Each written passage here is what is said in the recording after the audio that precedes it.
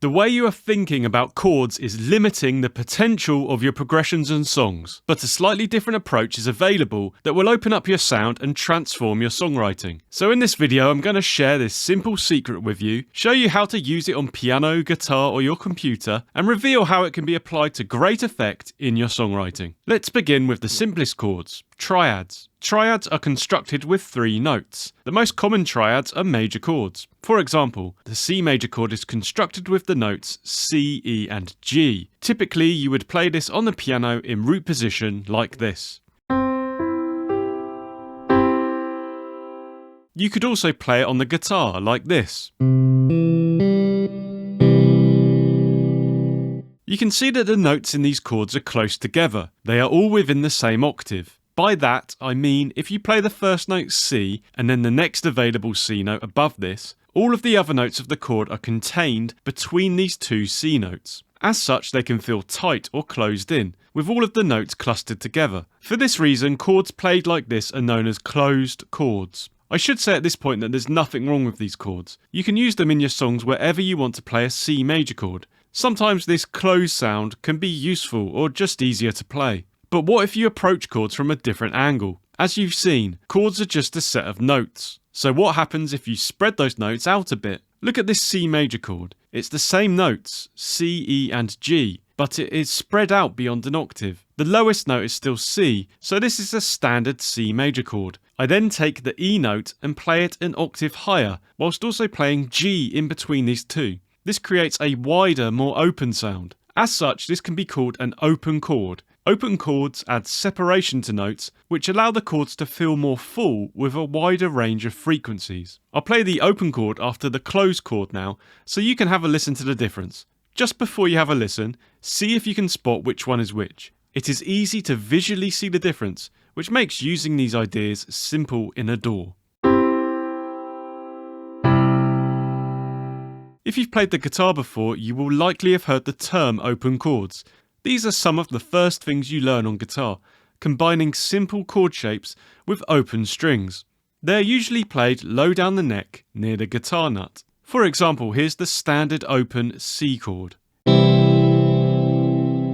If you look at the actual notes played here, there are 5 being heard and not just the 3 you saw in the triad on piano. So from low to high you have C, E, and G, the 3 notes from the triad. Then above this you also have another C and finally a high E. You often have notes doubled up in guitar chords like this to fill out the sound and make them feel thicker and more resonant. Regardless of the instrument or software you play your open chords on, you can double up notes to fill out the sound like this. Typically this involves the root note and the 5th note, but feel free to experiment. If you're lucky enough to play in a band, then you can get the bass player to help you out with this open sound. The simplest way to do this would be to get the bass player to play the root note whilst you play the other chord notes on different parts of the guitar neck or on another instrument. Here's an example of this with the C major chord again, with 4 variations.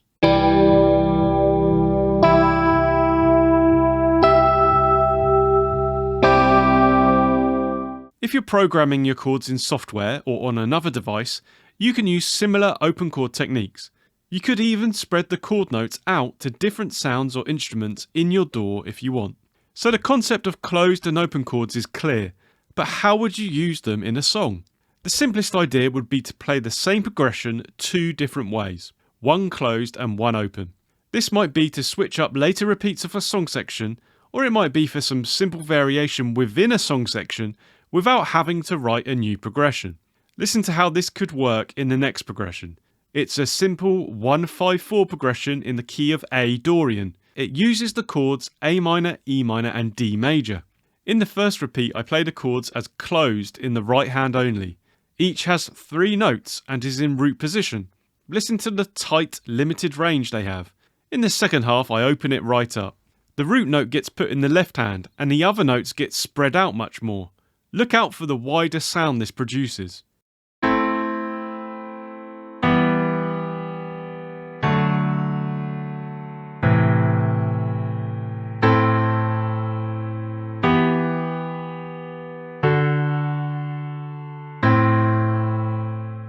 You can also mix and match open and close chords in your progressions. I'm going to turn to the C major key to have a look at this.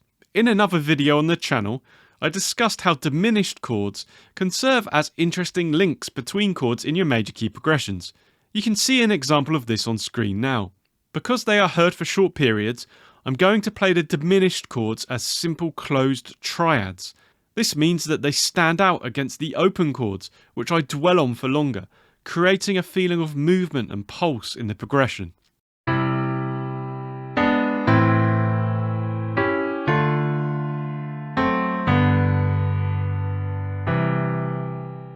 Sometimes in a song you need to stay on a single chord for an extended period of time. The one problem with this is it can become a bit boring and static. One approach to combat this is to use variations of the chord. A common choice here are sus chords. Sus chords change a single note in a chord, which means that they are simple to play whilst remaining on a chord.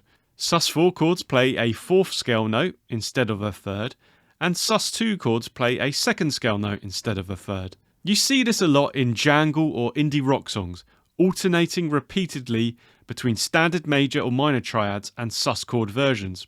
You can take this a step further by also thinking about the use of closed and open chords. Varying between closed and open versions of the same chord introduces another layer of interest, even though you aren't actually changing the notes that are heard. I'll demonstrate this in the next example on the guitar. This is built on a nice and simple 1-6-5 major key chord progression. In the key of G major, this uses the chords G major, E minor and D major. The first two bars of the example stay on the G chord. The first bar uses tight closed G major and G sus4 chords that change every quarter of a bar. This introduces a constrained riff-like feeling which adds variation to the chord. Then in bar 2 I play a G major bar chord. This has a much more open sound, using all 6 strings of the guitar. Listen to how this has a completely different feel, despite using the same notes. In bar 3 I play open chords again, with standard E minor and an E minor 7th. Adding a single note like this to an open chord provides a subtle but pleasing difference. In bar 4 I move from a second inversion D chord to D 7th. These closed chords bring the progression a much tighter feel to end on, creating yet more variation to what is a simple progression. Remember, you also have a whole universe of effects on the guitar which can add to these different chord styles. Thinking about your progressions like this and beyond just what chords you are playing can transform your approach to songwriting.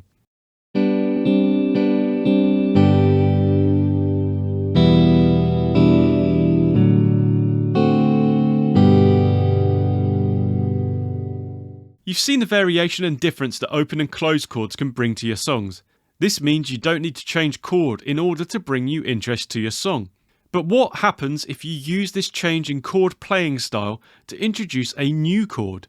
Not only are you then bringing in a new type of chord for a song, but you are also introducing a different feel for how the chord is played. This is a bit like shining a spotlight on a new chord, telling the listener that this is significant. Maybe it coincides with a key melody or lyric that you want to highlight, or maybe it signifies a turning point in the song, going into a new section. I'm going to use the key of C Mixolydian to demonstrate this. This example is built around the 1-7 chord vamp, which is common in Mixolydian. I used tight, closed position triads to play this vamp, in this case with the chords C major and B flat major. After 3 repeats I move to the 4 chord F major. To create smoother voice leading, I play it in first inversion. This new chord is another major chord, and played closed, so although it's new to the progression, it doesn't sound out of place.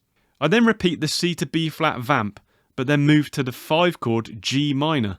I want this chord to stand out, as it's the first use of a minor chord, and would signify the progression or song moving on to something new.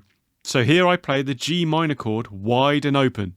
You can see and hear a wide spread of notes, which contrasts significantly with the rest of the progression.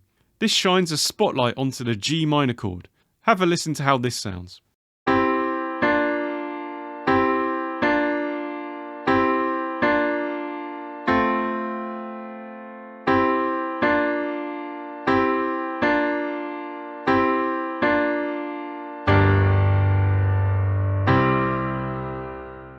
I have to admit at this point that you might have just wasted your time.